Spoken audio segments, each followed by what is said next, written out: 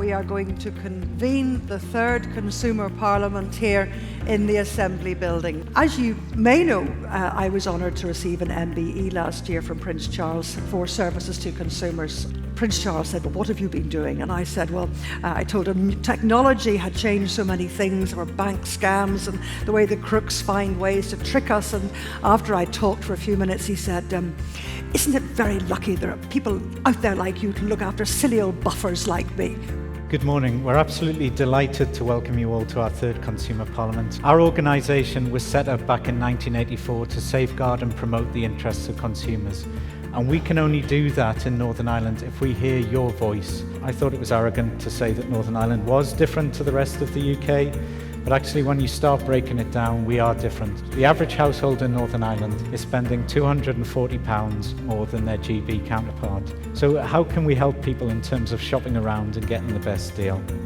We understand that as individuals, you can be overwhelmed with and certainly some of the more complex areas of service provision like energy, water and digital provision now. We're bringing the solutions to you here. This is a one-stop shop. I am here to talk you through some consumer insight findings. The first survey that I'm going to run through is called our Annual Consumer Insight Survey. Basically, it's representative of the Northern Ireland public.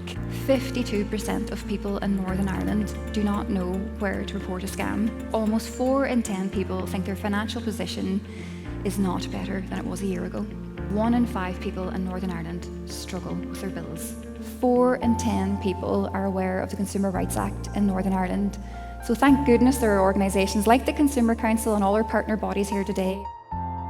At this stage, yes. If there is a no deal, what you will see is that there will be customs, that there will be tariffs. We will be paying more for anything that we don't grow here in Ireland. Costs for households here will go up. The European Payments Council approved an application to retain access to what's called the Single Euro Payments Area. This is a system to make and receive payments across member states. In the event of a no-deal Brexit, UK payment service providers will still have access to those SEPA schemes. If you're buying cross-border, you might have to consider the law of the country that you're buying from, and the difficulties then arise in respect of any dispute you may have with a trader. So again, we would always advise people to use their credit card when making any transactions. Where there's real concerns about how we're going to afford day-to-day living. That food baskets would go up by 30–40%. Said energy prices could potentially go up by £5 a week. Affordability is our number one concern. It's possible to maintain what we have if the UK, or at least Northern Ireland, stays in the single market and the customs union. If the UK leaves without a deal, there will have to be controls on the goods entering its market, which means entering the Republic of Ireland.